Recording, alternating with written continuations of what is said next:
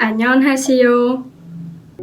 안녕하세요. 저는 30대고 현재 경기도에 거주하고 있는 한 유부녀입니다. 제가 지금부터 할 이야기는 지금으로부터 약 2년 정도 지난 이야기예요. 그때 기준으로 말씀을 드려보자면 저희는 아직 아이는 없지만 남편과 알콩달콩한 신혼을 즐기고 있었던 때였어요. 남편과는 기나긴 7년이라는 연애 끝에 결혼에 골인했습니다. 대학교 CC로 만난 저희는 참 연애 기간 동안에 지지고 볶고 많은 사건이 있었죠. 7년이나 한 사람을 만나다 보니 그리고 어렸다 보니 다양한 일들이 많았어요. 그래도 제가 남편과 결혼할 수 있었던 건 단 하나, 신뢰할 수 있는 사람이었다는 겁니다. 트러블은 있을지언정 다른 여자를 만나 제 마음의 대못을 박을 사람은 아니라는 게 본능적으로 느껴졌고 저는 남편과 결혼하게 되었어요. 30 전에는 결혼식을 올리고 싶었던지라 29살에 결혼식을 올리게 됐죠. 어린 나이에 결혼하다 보니 사실 모아둔 돈 같은 건 없었습니다. 남편이 좋은 기회로 괜찮은 직장에 들어가게 되어 모아둔 돈이 조금은 있었지만 당연하게도 집을 사기에는 무리가 컸죠. 저희 집도 마찬가지고 시가도 마찬가지로 지원해줄 돈은 마땅히 없었습니다. 그래서 저희는 제 친정 엄마와 함께 세 식구로 살게 되었어요. 시가에는 아버님도 계셨기 때문에 함께 살게 되면 식구가 많아지지만 저는 아버지가 일찍 돌아가신 편이라 남편이 들어와도 세 식구밖에 안 됐습니다. 또 엄마가 혼자 살기엔 적적하시고 무섭다고 하기도 하셨고요. 그렇게 저희는 엄마의 배려로 행복한 신혼생활을 하게 되었습니다. 7년이나 연애했는데 또 함께 살아보니 전혀 다른 느낌이었죠. 부딪힐 일도 많았지만 그래도 저희는 행복했습니다. 이제 서로가 서로의 영원한 동반자가 된 거였으니까요. 그렇게 행복한 결혼생활 2년차 때 청천벽력과도 같은 소식을 접하게 되었습니다. 저희 친엄마가 급격하게 아프시게 되셨어요. 병원에서도 어쩔 도리가 없다고 그렇게만 말을 하더라고요. 병원에서 돌아오신 엄마는 이렇게 말씀하셨어요. 늙어서 너희들에게 왜 민폐니? 나 그냥 요양원이나 들어가련다. 어차피 하는 일도 없고 요양원 가서 맘 편히 유유자적 지낼래. 요즘 그런데 물 좋고 공기 좋다더라. 라며 저희에게 요양원에 보내달라고 말씀하시더라고요. 원래 요양원은 다들 기피하는 시설이라고 생각하고 있었기 때문에 생각조차 안 했었어요. 드라마나 영화에서 보면 부모님 요양원 보내는 문제로 참 많이들 싸우잖아요. 사실 남편에게까지 아픈 엄마를 돌봐줘야 한다고 부담을 지게 하고 싶지 않기도 했습니다. 그런데 저희 엄마께서 먼저 요양원에 보내달라 노래를 부르시니 저는 어쩔 수 없이 요양시설을 알아보게 되었고 다행히 집에서 그다지 멀지 않은 곳에 시설 좋기로 유명한 요양원이 하나 있더라고요. 그래서 남편에게도 상황을 설명한 뒤 결국 엄마를 요양원에 모시게 되었습니다. 원래 복작복작 세 식구가 함께 살던 집에 둘만 남으니까 왠지 마음도 허전하고 집안 한 구석이 텅 빈 것 같았어요. 엄마의 깔깔 웃는 웃음소리와 요리하는 냄새, 잔소리가 전부 사라져 버렸으니까요. 지금 와서 돌이켜 생각해보면 저는 그때 우울증 초기였던 것 같습니다. 그 당시 남편이 친엄마의 빈자리를 메꿔주려고 부단히 노력했어요. 여보, 어머니께서 이런 모습 보시면 얼마나 속상해 하시겠어. 게다가 어머니는 자진해서 가겠다고 하신 거잖아. 그게 더 좋다고 하셔서 가신 건데 왜 그렇게 힘들어하고 그래. 너무 신경 쓰이면 다시 어머님 데려와도 난 상관없어. 라고 남편이 배려하는 말을 해줬지만 사실 엄마를 요양원에 보낸다는 것 자체만으로 불효녀가 된 것 같고 남편의 위로가 마음까지 잘 와닿진 않더라고요. 제가 힘들어하니 부부관계도 살짝 안 좋아졌습니다. 와이프가 대화도 잘 안 하려고 하고 맨날 침울해져 있으니 저 같아도 그랬겠다 싶긴 해요. 어쨌든 엄마를 요양원에 보낸 기점으로 생활이 조금 달라졌습니다. 일주일에 한 번씩 남편의 귀가 시간이 점점 늦어지기 시작했거든요. 원래 같았다면 6시에 칼퇴근을 한 뒤 함께 저녁을 먹었을 거였습니다. 그런데 점점 9시, 10시, 심지어는 자정을 넘겨 들어온 적도 많아졌어요. 저는 그때마다 남편을 쏘아붙였습니다. 뭐야? 지금 시간이 몇 시인데 이제 들어와. 연락이라도 해주던가. 문자도 안 보고 전화도 안 받고 지금 뭐 하자는 거야? 너 여자 생겼니? 그런 거 아니야. 나 피곤하다. 회식이 좀 잦아졌을 뿐인데 왜 그렇게 예민하게 굴어? 내가 예민하게 구는 거라고? 나가서 남들한테 물어봐. 이상한 사람이 누군지. 여보, 나 지금까지 일하느라 진짜 피곤해서 자고 싶거든? 그만하고 나도 좀 쉬면 안 될까? 안녕하세요. 그때마다 남편은 이렇듯 상황을 회피하곤 했죠. 바깥에서 일하다 들어와서 피곤하다는데 더 쏘아붙일 수도 없고 저도 참 답답했어요. 그러다가 그날도 자정을 넘겨서 들어오는데 제 화가 폭발하고 말았던 거죠. 술 냄새도 풀풀 풍기는 게 진짜 진상이다 싶었어요. 오늘도 회식했어? 아주 주마다 회식이니? 어떻게 금요일만 되면 그렇게 회식이 맨날 잡혀? 솔직히 말해, 회식한 거 아니잖아. 그냥 기다리지 말고 자라니까 왜 말을 안 듣고 그래? 네가 저번에 뭐라고 해서 오늘은 중간에 문자도 보냈잖아. 지금 문자가 중요해? 문자로 일찍 들어오라고 했는데 또 자정이 넘었잖아. 진짜 뭐 하자는 거야? 회식이 왜 그렇게 늘어났는데? 늘어났다고 해도 예전엔 맨날 회식 빼고 왔잖아. 그런데 왜 요즘은 안 그러는데? 요즘 거래처랑 좀 틀어져서 바쁘다고 했잖아. 회식이 아니라 거래처 만나고 다니는 중이야. 회식할 시간도 없다 요즘은. 그만하고 자자. 뭘 맨날 그만하고 자자는 거야. 시작한 적도 없는데.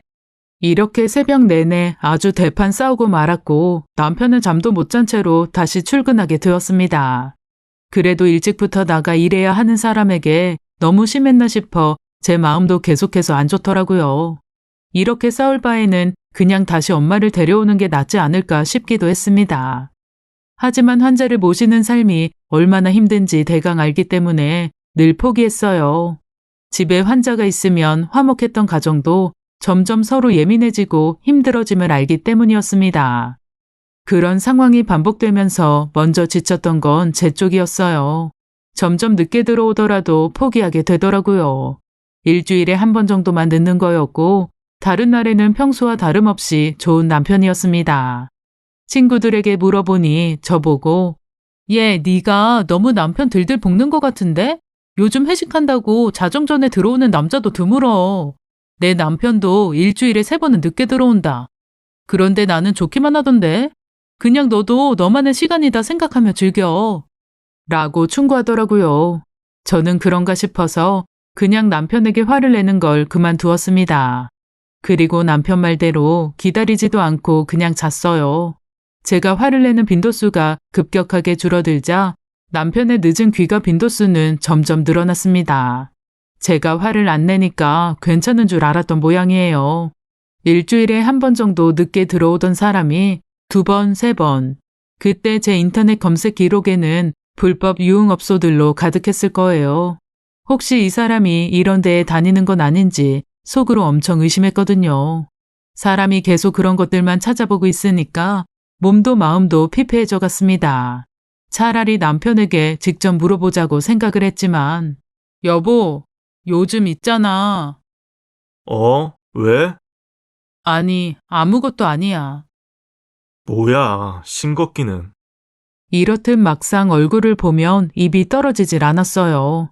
면전에 대고 너 요즘 바람 피우고 다니는 거니? 같은 말이 쉽게 나오지 않더라고요. 그리고 저는 점점 괜한 의심을 해서 생사람 잡는 것 같은 기분에 모든 생각을 놨습니다. 물은 물이요, 산은 산이로다 생각하니 마음의 평화가 찾아오더라고요. 그렇게 점점 제 우울증이 나았던 것 같습니다. 남편도 무척이나 좋아했죠. 갑자기 제가 활기차 보이니까요. 여보, 우리 오랜만에 주말에 등산하러 갈래? 우리 어머님이랑 셋이 같이 자주 다녔었잖아. 좋은 공기 잔뜩 마시고 오자. 아님, 계곡 가서 놀다가 백숙 한 마리 뚝딱 하고 올래? 남편도 신났는지 제게 제안을 하더라고요. 저희 엄마가 그렇게 산 타는 걸 좋아하셔서 남편이랑 자주 갔었거든요. 추억도 새록새록 나고 안 간 지 오래됐다 싶어서 저는 그 제안을 수락했습니다. 남편이 계속 백숙 하고 노래를 부르길래 백숙집에 가서 한 그릇 먹고 산을 타기 위해 출발했습니다. 행복할 줄 알았는데 막상 산을 타기 시작하니 엄마 생각이 너무 나더라고요. 갑자기 산을 타다가 눈물을 펑펑 흘렸습니다. 여보, 왜 그래 갑자기? 내가 뭐 잘못했어? 산 타니까 너무 힘들어? 지금 당장 내려갈까? 어디 다쳤어? 발목 빈 거야? 그런 거면 얼른 말해줘. 내가 업고 하산할게. 당장 병원 가보자. 그런 거 아니야. 그냥 엄마 생각이 너무 나서 나 우리 엄마 너무 보고 싶어. 하면서 아이처럼 엉엉 울고 말았어요. 지나가던 등산객들이 이게 대체 무슨 일인가 싶었는지 엄청 쳐다보시더라고요. 부끄럽긴 했는데 이상하게도 눈물이 멈추질 않았습니다. 그런 거면 말을 하지. 나랑 같이 어머님 뵈러 가면 되잖아. 지금 당장이라도 갈래? 바로 요양원으로 출발할까? 여보 요즘 맨날 바쁜 것 같고 나는 운전할 줄 모르니까. 거기가 공기는 좋은데 대중교통으론 찾아가기 힘들잖아. 주말에는 시간 많은데 왜 말 안 했어? 어머니, 당장 뵈러 가자. 됐어. 엄마 보면 또 울어버릴 것 같아. 남편이 토닥토닥 저를 달래주다 보니 어느 순간 괜찮아졌고 다시 저희는 산을 타기 시작했어요. 사실 엄마를 보러 가려면 방법이 없는 건 아니었어요. 남편 말대로 주말에 남편에게 부탁해도 되었고 요즘은 택시도 너무 잘 돼 있으니까 말이죠. 하지만 엄마를 보러 가지 않았던 건 글쎄요. 일종의 죄책감이었던 것 같아요. 아픈 엄마를 요양원이라는 곳에 갖다 버린 것 같은 기분이 들 것 같고 엄마의 아프신 그런 모습을 보게 되면 무서울 것 같았어요. 요양원에서 시간이 지날수록 점점 병세가 심해지고 있다고 들었거든요. 아픈 엄마의 모습을 보기가 두렵다는 감정이 막연했습니다. 저 참 나쁜 딸이죠. 네, 알아요. 여하튼 그렇게 등산을 마친 뒤 남편과의 관계는 조금씩 회복되는 것 같았습니다. 저도 남편에 대한 의심은 싹 사라졌을 거예요. 남편이 점점 수상해지지만 않았다면 말이죠. 남편의 월급 통장은 제가 관리하고 남편은 용돈을 받아 쓰고 있습니다. 남편과 합의해서 월 50만 원씩 남편이 개인적으로 사용하고 있었어요. 그 부분은 아예 제가 관여할 부분이 아니라고 생각했기 때문에 어디에 쓰든 전혀 신경 쓰지 않았어요. 그런데 우연히 남편의 카드 기록을 보게 되었습니다. 정체를 알 수 없는 큰 금액을 남편이 사용했더라고요. 그것도 얼마 전에 말이죠. 거래처를 보니 백화점 명품관에서 사용한 것 같았어요. 너무 수상한 내역에 저는 남편이 퇴근하길 기다렸다가 물어봤습니다. 여보 카드 내역 봤는데 얼마 전에 루이비통에서 돈 썼더라? 용돈으로 명품 뭐 산 거 있어? 왜 나한테는 말 안 해줘? 뭐? 왜 남의 통장 내역을 뒤지고 그래? 뒤진 게 아니라 우연히 보게 된 거야. 그런데 왜 대답을 못하고 화를 내? 내 거 막 보지 마. 하면서 외려 저한테 막 소리를 치는 게 아니겠어요? 결국 저는 남편에게 뭘 샀는지 확답을 듣진 못했습니다. 금액대를 보아하니 가방을 산 건 아닌 것 같고 스카프 정도인 것 같았는데요. 제게 깜짝 선물을 하려고 한 거였으면 저렇게 반응하진 않았을 것 같은데 혹시 시어머니 드리려고 샀는데 저한테 말 안 한 건가 싶었죠. 저희 엄마는 요양원에 있는데 시어머니한테는 명품 선물 해주면 제 기분이 상할 수도 있을 거라고 생각했을 수도 있을 것 같으니까요. 그래서 시어머니를 살짝 떠봤지만 전혀 아닌 것 같았어요. 사실 남편의 용돈 사용처에 대해서는 절대 참견하지 않겠다고 이미 약속을 한 탓에 더 따져서 물어볼 수도 없었습니다. 솔직히 남편의 말처럼 제가 몰래 남편의 카드 기록을 본 건 맞으니까요. 아주 찝찝한 마음에 친구에게 이 사실을 알리자 친구는 네 남편 바람난 거 아니야? 다른 여자한테 명품 사다 바치는 중인 것 같은데? 그렇게 안 봤는데 진짜 웃기는 사람이네. 확실하게 알아봐. 라고 말했어요. 바람기는 초장에 잡아야 앞날이 편하다면서 말이죠. 저는 괜히 흔들렸지만 부부 관계가 회복된 후로 남편에 대한 신뢰가 있었기 때문에 친구의 의심보다는 내가 아는 남편을 믿자고 생각했던 것 같습니다. 하지만 저의 믿음보다 남편의 수상함이 점점 더 커지기 시작했어요. 이런 정황들이 반복되다 보니 점점 저도 나쁜 쪽으로만 상상의 나래가 펼쳐졌습니다. 사실 남편의 귀가 시간도 점점 늦어지고 또 영문을 알 수 없는 카드 내역까지 대체 어떤 여자가 의심하지 않을 수 있겠어요. 그래도 이때까진 확신이 아닌 의심뿐이었죠. 그러던 어느 날 저는 평소와 같이 집안일을 하고 있었습니다. 빨래를 돌리는데 제가 원래는 집안일을 잘 하질 못해요. 원래 엄마 계실 때는 도맡아서 해주셨기 때문에 더더욱 제대로 배우지 못했습니다. 그래서 그냥 빨래도 분류하지 않고 돌릴 때가 많은데 그날은 참 이상했어요. 그날은 빨래를 돌리는데 열심히 하나하나 흰 빨래, 검은 빨래를 분류하고 뒤집어진 속옷이나 양말을 정리하기 시작했습니다. 평소에 저라면 절대 그러지 않았을 텐데 뭐에 홀리기라도 한 듯이 말이에요. 그러다가 발견하고 말았습니다. 남편의 흰 와이셔츠 소매 끝에 희미하게 묻어있는 붉은색 여자 립스틱 자국을 말이죠. 그건 제가 취업을 축하한다며 선물했던 와이셔츠 한 벌이었어요. 처음에는 멍하니 이게 뭐지? 하고 생각했던 것 같아요. 그러다가 점점 립스틱 자국이라는 걸 알자마자 눈앞이 흐려지더라고요. 제 것일 수도 있겠다고 생각해봤지만 아무리 봐도 컬러가 제가 쓸만한 게 아니었습니다. 1980년대쯤 유행했을 법한 짙은 자줏빛 컬러라고 하나요? 저희 엄마나 쓸 법한 올드한 립스틱 색깔이었거든요. 그래서 처음에 립스틱 자국인 줄 못 알아봤었던 것 같습니다. 여하튼 그렇게 저는 충격으로 굳었고 그 와이셔츠만 제외한 채로 빨래를 돌렸습니다. 이건 너무나도 정확한 외도의 증거잖아요. 소매 끝에 묻은 립스틱 자국이라니 회사에서 여직원 입술에 뭐가 묻었다고 닦아줬을 리도 없을 테니까요. 평소 연애 때에 이런 일들로 속 썩인 적이 단 한 번도 없던 남편이다 보니까 그에 대한 배신감도 더욱 크게 느껴졌죠. 안녕하세요. 왜 연애 땐 안 그러다가 결혼하고 나니까 바람질인지 화도 났어요. 연애 시절에 그랬더라면 가차없이 남편을 버렸을 테니까요. 이제 앞으로 어떻게 하지? 아이가 없으니 이혼이 어렵진 않을 테고 엄마는 다시 요양원에서 모셔온 뒤에 둘이 살아야 하나? 현실적인 이런저런 문제들을 생각하면서 앞으로 어떻게 해야 할지 고민하다 보니 점점 분노가 차오르는 게 느껴졌습니다. 머리가 화끈화끈 불타는 것 같았어요. 그래도 아직 일말의 기대는 놓지 않은 상태였습니다. 혹시나 실수로 서류를 넘기다가 여직원의 입을 살짝 스쳤다든지 하며 묻을 수도 있었으니까요. 어쨌든 남편을 조금은 미끼로 생각하고 퇴근해서 돌아온 뒤 의심 정황을 확인해보자 싶었어요. 그렇게 남편이 퇴근하길 기다렸습니다. 있잖아. 어? 남편이 퇴근하고 돌아왔고 저는 그의 넥타이를 받으면서 넌지시 떠보는 듯 질문을 던졌어요. 혹시 요즘 점심 누구랑 먹나 해서. 갑자기? 나야 구내식당에서 먹으니까 그냥 우리 팀끼리 같이 내려가서 먹지. 딱히 누구랑 먹는다는 건 없는데. 그냥 다 같이 내려가서 먹어. 뭐 옆에 여직원들 앉아? 우리 팀에 여직원 둘뿐인데 그래서 그런지 맨날 둘이서만 붙어 먹던데 몰라? 내 옆에 앉아 있었는지 기억도 안 나. 왜 갑자기?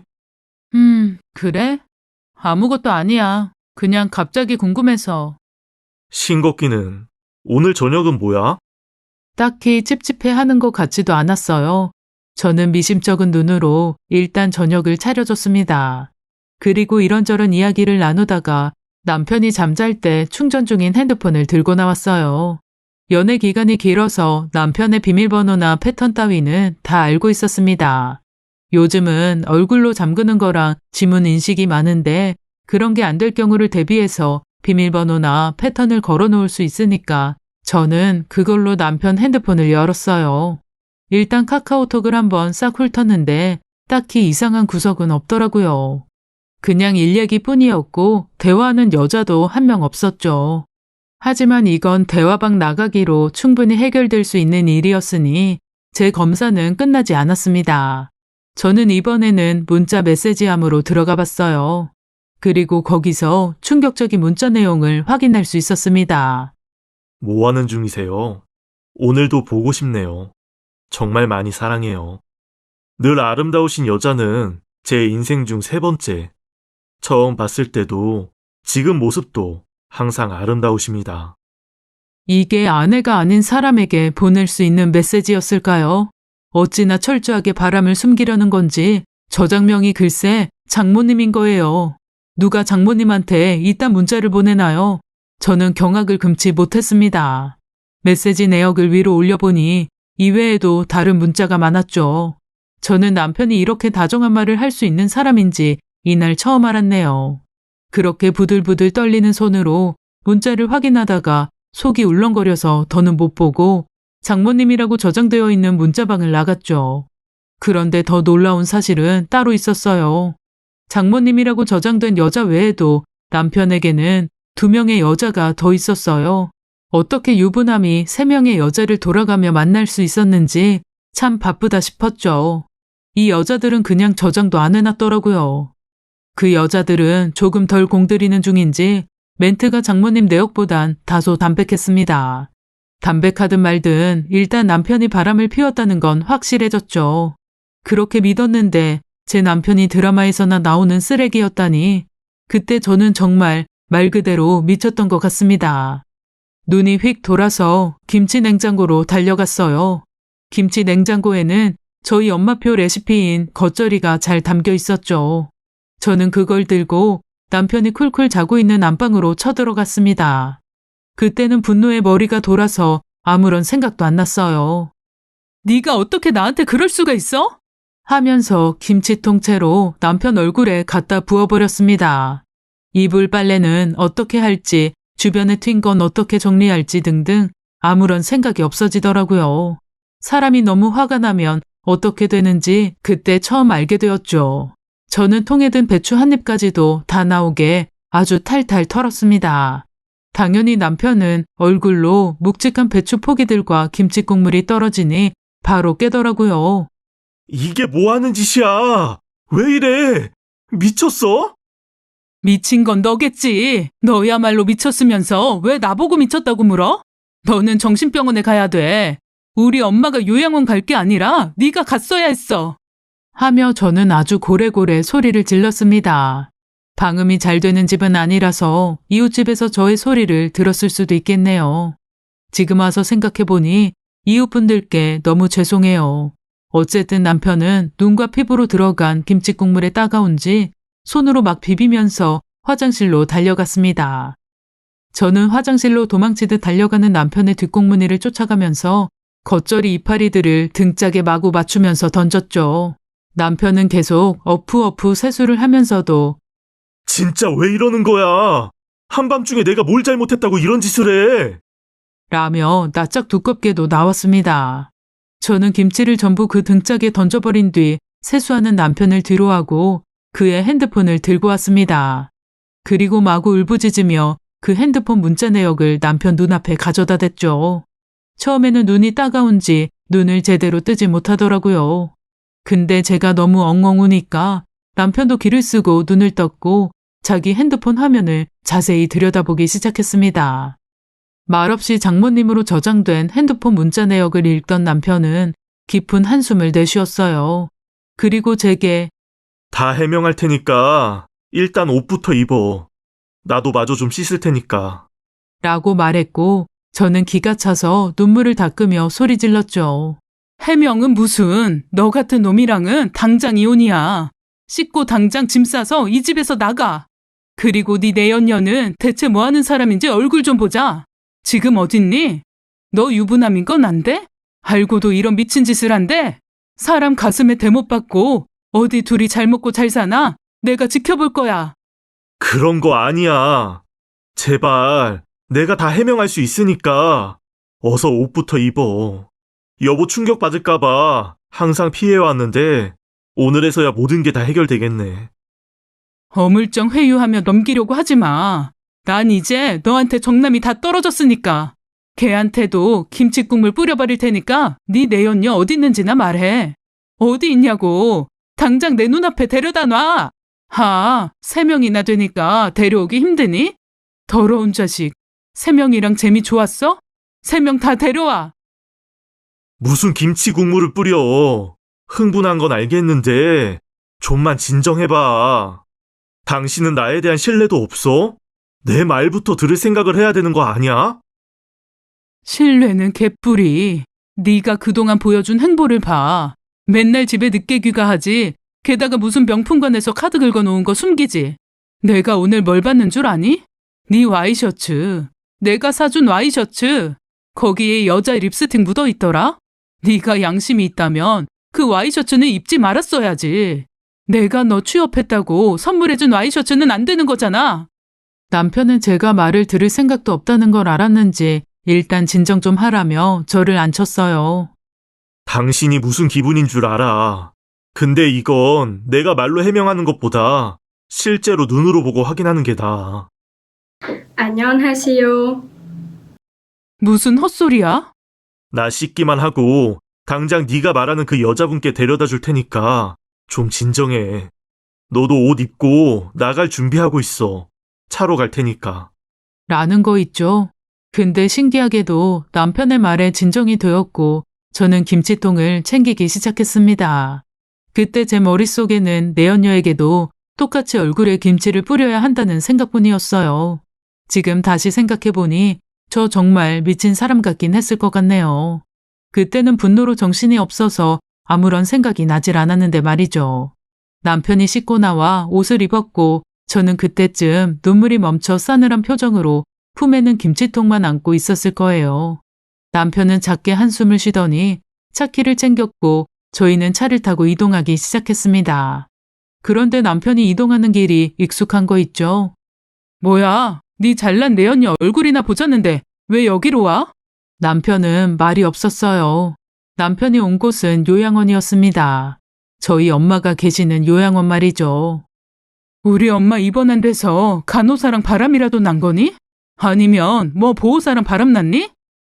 그만하고 당신 눈으로 직접 봐. 남편은 바람피다 걸린 사람답지 않게 참 덤덤하더라고요. 그래서 왠지 제 화도 자꾸 가라앉고 있었습니다.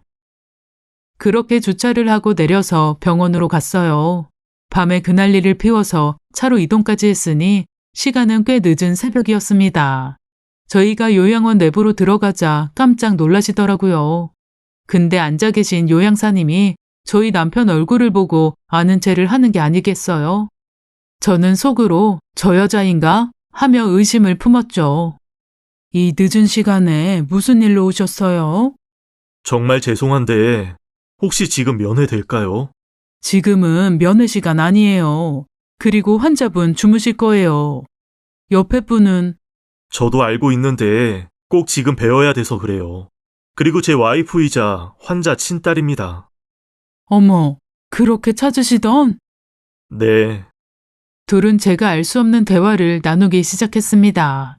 서로 아주 친해 보이는 게 황당했죠. 제 앞에서 저렇게 친근한 대화를 나누다뇨. 점점 다시 뿔이 나기 시작하는데 요양사가 원래 안 되는데 효심 깊은 거 제가 제일 잘하니까 오늘만 특별히 해드리는 거예요. 그리고 어디 가서 절대 소문내시면 안 돼요. 네, 다시는 이런 부탁드릴 일 없을 겁니다. 진짜 고맙습니다. 라며 면회를 허용해 주었습니다. 저는 이때까지만 해도 상황이 이해가 잘 안 됐어요. 내연녀를 찾아왔더니 갑자기 우리 엄마 병원엔 왜 와? 싶었죠. 제 마음을 약하게 만들어서 사과를 빌려는 속셈인가 하면서 속으로 갖은 의심을 다했습니다. 저는 일단 면회하러 가는 길에 나 우리 엄마 망가진 모습 보는 거 무섭다고. 왜 여기로 데려온 거야? 라고 말했습니다. 엄마가 망가진 모습이 뭐가 그렇게 무섭냐고 생각하실 분들도 계실 것 같은데요. 사실 저희 엄마는 치매에 걸리셨습니다. 엄마가 계신 곳도 치매 노인 요양원이에요. 원래 제게 엄격한 부모였고 때론 친근한 친구였던 엄마가 어린 아이처럼 바뀐 모습이 저는 너무나 두렵게 느껴졌어요. 그래서 면회도 한번 못 갔고 그 사실을 피하기만 했죠. 이래선 안 된다는 걸 충분히 암에도 불구하고 감정이 뜻대로 안 되었습니다. 왠지 봐서는 안 될 걸 봐야 한다는 느낌도 있고 믿기 싫은 현실을 마주해야 한다는 부담감도 있었던 것 같아요.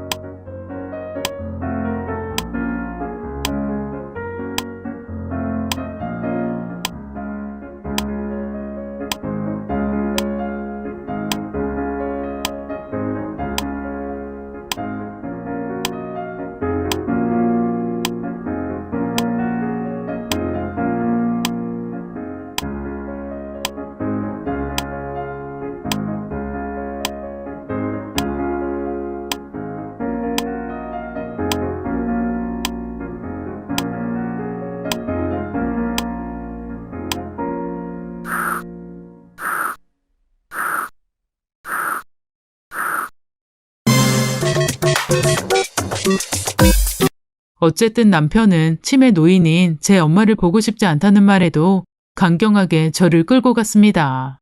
엄마. 저희 엄마는 곤히 자고 있더라고요. 예쁜 명품 스카프를 아이처럼 두른 채 말이에요. 예쁘게 매지도 않고 어린 아이처럼 리본을 만들어 걸어놓은 게 다른 사람 같았습니다. 제가 작게 부르는 말에도 엄마는 새근새근 잠만 잤어요. 원래 잠기가 귀신처럼 밝은 우리 엄마였는데 못 본 새에 주름이 더욱 깊어진 엄마를 보니 수도꼭지라도 열린 듯 눈물이 펑펑 흘렀어요. 저는 안고 있던 김치통을 내려놓고 엄마의 머리카락을 할 일 없이 쓰다듬었습니다. 엄마의 그런 모습을 보게 되니까 내연녀 같은 건 생각도 안 나더라고요. 제 인생에서 가장 중요한 건 저희 엄마였던 모양이에요. 제가 소리도 없이 뚝뚝 눈물만 흘리자 남편이 옆으로 다가와서 말을 시작했습니다. 그간 당신이 회피하는 것 같아서 나도 말을 꺼내기가 쉽지 않았어. 병원에서 의사들도 굳이 당신에게 강요해서 안 된다고, 오히려 트라우마처럼 작용할 수 있다는 말에 어머니 이야긴 점점 하지 못하게 되었어. 그동안 집에 늦게 들어가서 미안해. 가끔 어머니 뵈러 퇴근하고 오느라. 근데 당신한테는 그 말이 입에서 떨어지지 않더라. 당신도 속으로는 어머니 많이 보고 싶었을 텐데, 하지만 무서운 마음에 보지도 못하고 카드 내역도 뒤졌다고 화내서 미안해. 그때 나도 너무 당황해서 그랬어. 계속 사과하고 싶었는데 그럼 어디에 썼는지 말해야 할 것 같아서. 이거니? 저는 손가락으로 엄마 목에 예쁘게 걸린 스카프를 가리켰습니다. 생각해보니까 장모님께 변변찮은 선물 하나 못 해드린 것 같아서, 잘 어울리실 것 같아서 스카프 하나 샀는데 어머니 미모에 안 따라오네.